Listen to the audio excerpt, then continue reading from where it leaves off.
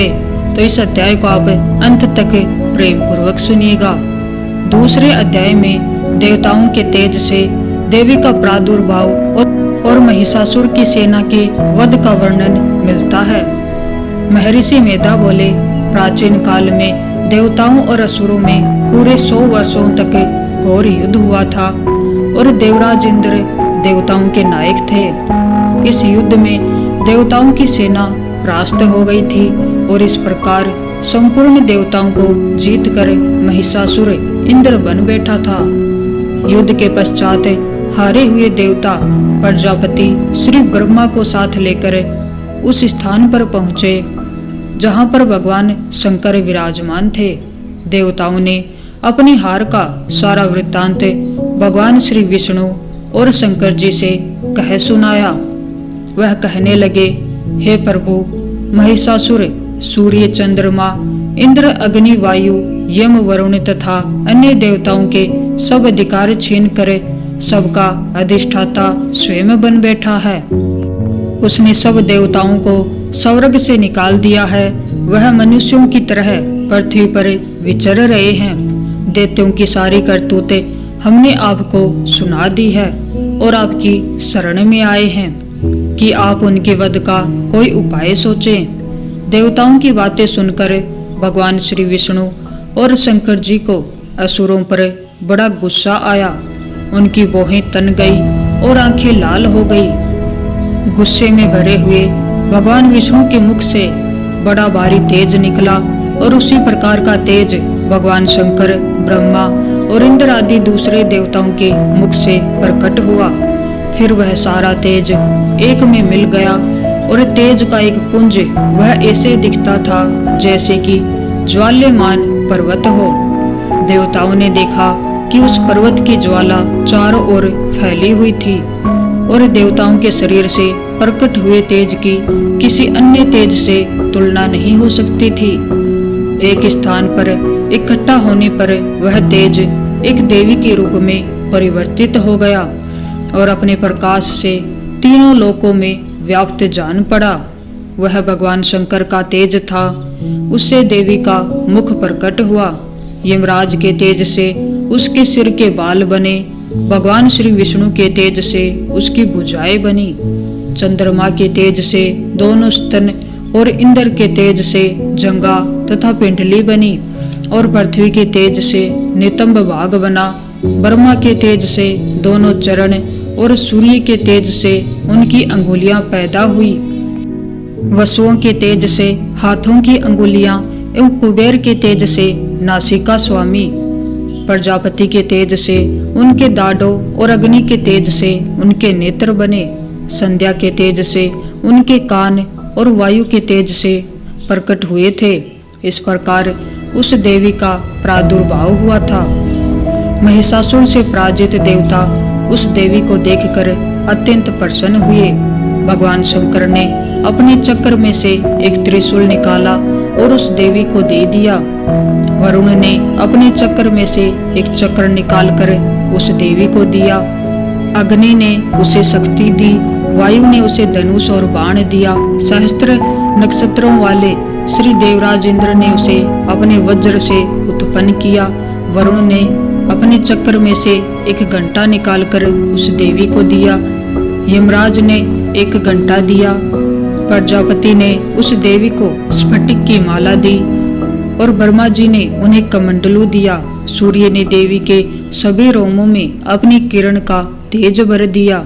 काल ने चमकती हुई ढाल और तलवारें दी और उज्जवल हार और दिव्य वस्त्र साज सम्मान दिए और उनके साथ ही उन्होंने दिव्य चूड़ामणि दी।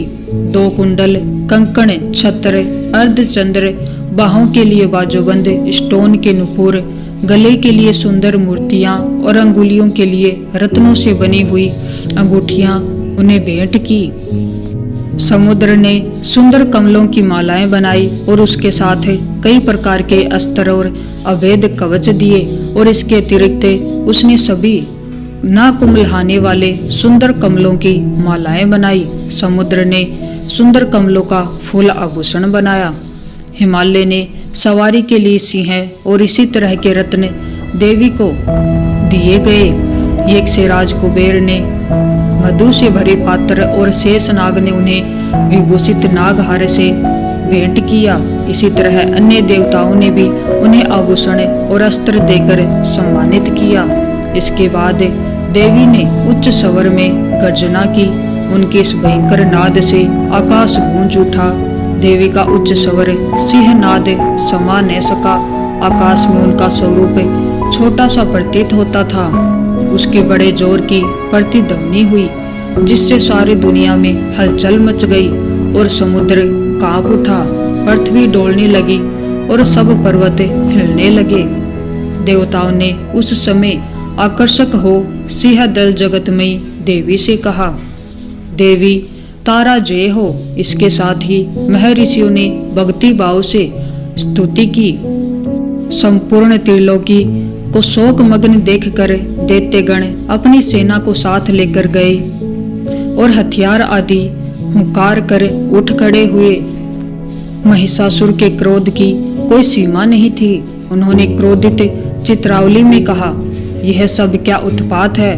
फिर वह अपनी सेना के साथ उस ओर दौड़ा जिस ओर से भयंकर नाद सुनाई दे रहा था, और आगे चलकर उसने देवी को देखा, जो कि अपने प्रभाव से तीनों लोगों को प्रकाशित कर रही थी।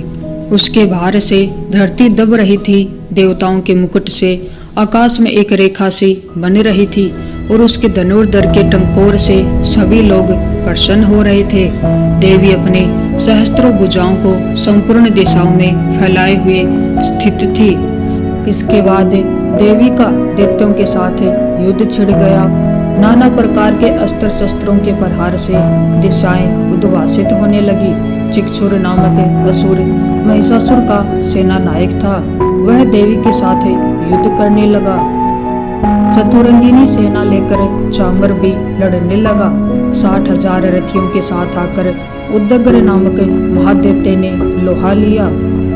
1 करोड़ रथियों को साथ लेकर महाहनु नामक दैत्य युद्ध करने लगा। तलवार के समान तीखे रोए वाला असीलोमा नामक असुर 5 करोड़ रथी सैनियों सहित युद्ध में आ डटा। 60 लाख रथियों से गिरा बासफल नामक दैत्य भी उस युद्ध भूमि में लड़ने लगा।